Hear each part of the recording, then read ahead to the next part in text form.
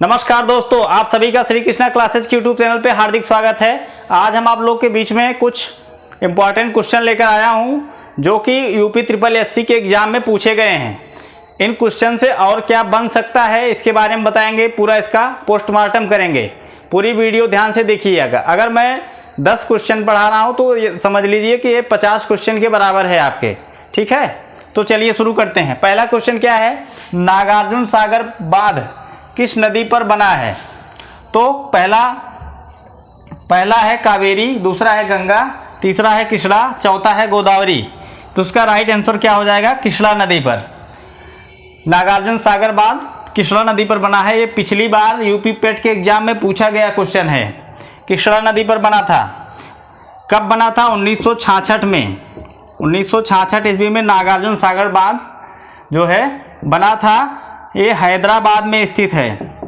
हैदराबाद में स्थित है। इसके जो है कृष्णा नदी कहाँ से निकलती है? कृष्णा नदी महाबलेश्वर से निकलती है। महाबलेश्वर से निकलती है। इसकी लंबाई जो है 1400 किलोमीटर है। इसकी लंबाई 1400 किलोमीटर है। कृष्णा नदी महाबलेश्वर से निकलती है। इसकी लंबाई कितनी है? 1400 किलोमीटर है। जो और इसी नागार्जुन सागर बांध पर एक झील बनाई गई है जो दुनिया की तीसरी सबसे बड़ी जो है मानव निर्मित झील है, जिसका नाम है नागार्जुन सागर झील। नागार्जुन सागर झील पूछा जाएगा कहाँ है, तो ये है कृष्णा नदी पर, जो है दुनिया की तीसरी सबसे बड़ी जो है मानव निर्मित झील है। ठीक है, और इसकी कृष्णा की उपनदियाँ कौन कौन सी हैं? दूधगंगा, पंचगंगा। इसका जो है सहायक नदियाँ कौन कौन सी हैं? कृष्णा की दूधगंगा है, दूधगंगा, पंचगंगा, लिख लीजिएगा, पंचगंगा, वेन है, और है कोयना है। दूधगंगा, पंचगंगा, वेन और कोयना जो है इसकी सहायक नदियां हैं कृष्णा की। अगला है गंगा। गंगा नदी जो है इसकी लंबाई 2525 किलोमीटर है। 2525 किलोमीटर, जो कि बंगाल की खाड़ी में जाकर गिरती है। ठीक है, ये सबसे बड़ी मैदानी नदी है, भारत की सबसे बड़ी नदी है, जो है 2525 किलोमीटर लंबी है। ठीक है, अगला है गोदावरी।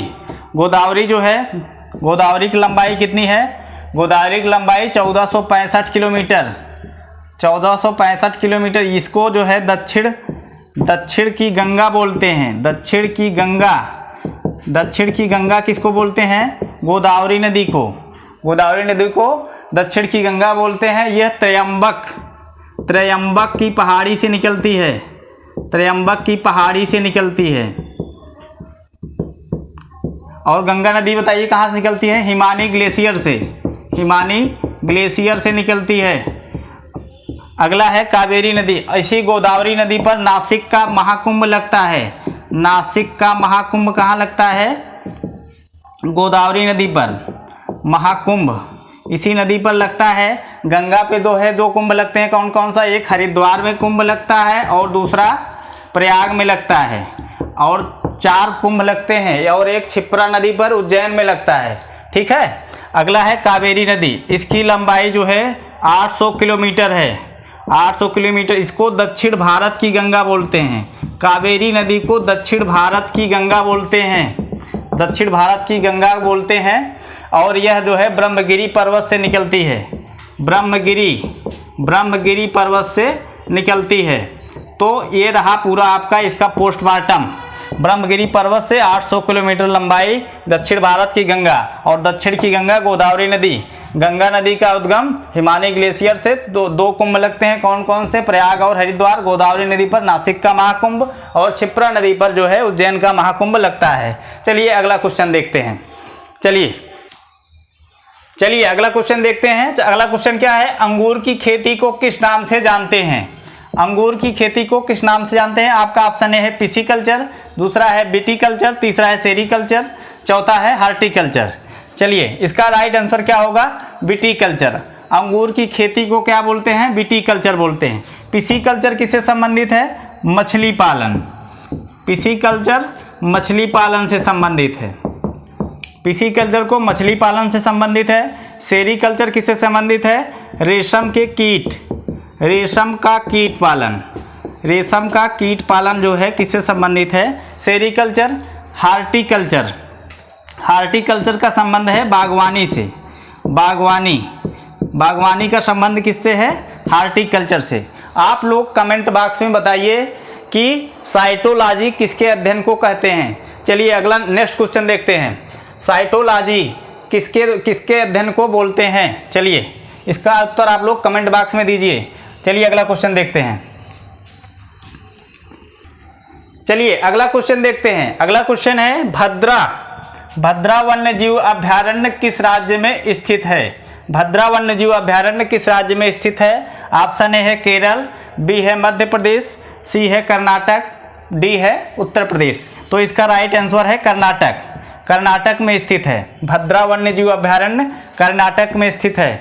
कर्नाटक में ही बांदीपुर नेशनल पार्क स्थित है। Bandipur national park, Bandipur national park कहाँ स्थित है? कर्नाटक में। यहीं पर बनरघट्टा, बनरघट्टा, बनरघट्टा नेशनल पार्क, ठीक है, ये सब स्थित है कहाँ पर? कर्नाटक में। केरल में है पेरियार, पेरियार वन्यजीव अभयारण्य। पेरियार, केरल को क्या बोलते हैं? शांत घाटी बोलते हैं, शांत घाटी के नाम से जाना जाता है। शांत घाटी भी, शांत घाटी वन्यजीव अभयारण्य भी केरल में स्थित है। अगला है मध्य प्रदेश।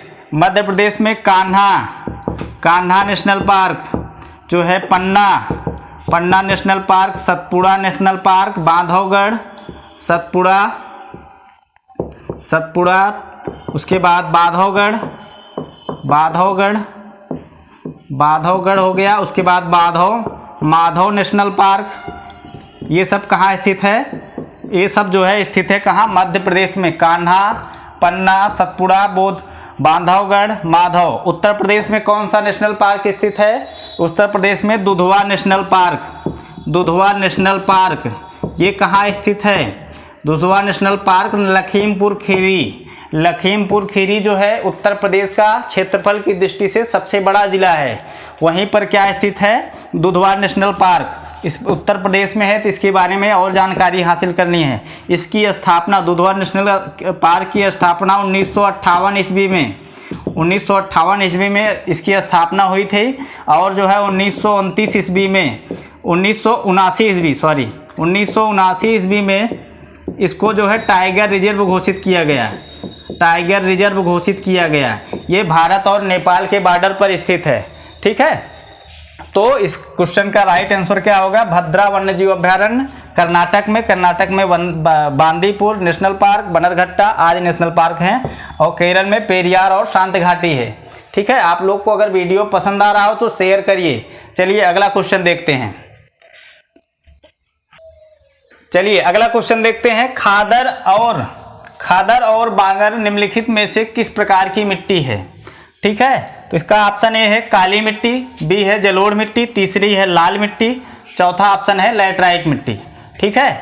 तो इसका ऑप्शन बी सही है, जलोढ़ मिट्टी जो है। खादर और बांगर जो है जलोढ़ मिट्टी में पाई जाती है। जो है जलोढ़ मिट्टी, भारत में 22% भाग में जलोढ़ मिट्टी पाई जाती है। ये नदियों के द्वारा बहाकर लाई जाती है। नदियों के द्वारा बहाकर लाई गई मिट्टी को क्या बोलते हैं? जलोढ़ मिट्टी बोलते हैं। इसमें जो है सबसे ज़्यादा पोटास की बहुलता होती है, पोटास की बहुलता तथा ह्यूमस की कमी होती है। नाइट्रोजन, फास्फोरस तथा ह्यूमस की कमी होती है। जलोढ़ मिट्टी दो प्रकार की होती है, एक को बोलते हैं खादर, एक को बोलते हैं बांगर, एक को बोलते हैं खादर, ठीक है। बांगर एक को बोलते हैं खादर। जो होती है खादर मिट्टी जो होती है वो अधिक उपजाऊ होती है। खादर मिट्टी अधिक उपजाऊ होती है या प्रतिवर्ष जो है नदियों के द्वारा बहाकर ले जाती है। बांगर, यहाँ पर खादर मिट्टी में ऐसी जगह को बोलते हैं जहाँ पर प्रतिवर्ष नदी का जल पहुँचता है। बांगर मिट्टी उस क्षेत्र को बोलते हैं जहाँ नदियों का जल नहीं पहुँच पाता है, ठीक है। तो बांगर और खादर निम्नलिखित में से किस प्रकार की मिट्टी है? तो जलोढ़ मिट्टी है। ये भारत के 22% राज्य जो है एरिया में पाया जाता है। दूसरा है काली मिट्टी। काली मिट्टी जो है गुजरात और महाराष्ट्र में सर्वाधिक पाई जाती है। गुजरात और महाराष्ट्र में सर्वाधिक पाई जाती है। यह जो है कपास की खेती के लिए जानी जाती है। सर्वाधिक कपास उत्पादक राज्य, अभी क्वेश्चन आएगा कि कपास के उत्पादन में शीर्ष राज्य कौन सा है, तो गुजरात है, दूसरे नंबर पर महाराष्ट्र है। अगला है लाल मिट्टी। लाल मिट्टी में जो है आयरन ऑक्साइड की अधिकता होती है, आयरन ऑक्साइड की अधिकता होती है, जिसके कारण इसका रंग लाल होता है। आयरन ऑक्साइड की अधिकता के कारण इसका रंग लाल होता है। यह मध्य प्रदेश, अगर पूछा जाएगा उत्तर प्रदेश के किस जिले में सर्वाधिक लाल मिट्टी पाई जाती है, तो बुंदेलखंड इलाके में, बुंदेलखंड में लाल मिट्टी पाई जाती है। उसके बाद मध्य प्रदेश, छत्तीसगढ़, झारखंड, पश्चिम बंगाल, इन इलाकों में जो है सर्वाधिक जो है लाल मिट्टी पाई जाती है। लैटराइट मिट्टी, लैटराइट मिट्टी जो है टूटी फूटी चट्टानों से जो टुकड़े होते हैं उसको लैटराइट मिट्टी बोलते हैं। यह कहवा उत्पादन, कहवा और चाय के लिए ज़्यादा जानी जाती है।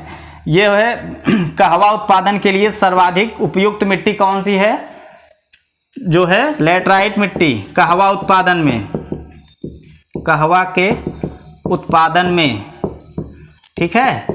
लाल मिट्टी अगर पूछा जाए, लाल मिट्टी में सबसे ज़्यादा तो बाजरा, बाजरा जो है सर्वाधिक लाल मिट्टी में उत्पादित होता है। कहवा उत्पादन में शीर्ष राज्य पूछा जाता है, तो पहले पर है कर्नाटक, कर्नाटक जो है शीर्ष पर है, दूसरे पर है केरल, कहवा मतलब काफ़ी, तीसरे पर है तमिलनाडु, तीसरे पर है तमिलनाडु, तमिलनाडु, चौथे पर है आंध्र प्रदेश, चौथे पर है आंध्र प्रदेश। ठीक है, आंध्र प्रदेश चौथे नंबर पर है। तो आपका ये उत्तर मिल ही गया होगा, खादर और बांगल निम्नलिखित में से कौन सी, जलोढ़ मिट्टी में। ठीक है। अगला क्वेश्चन चलिए देखते हैं। चलिए अगला क्वेश्चन,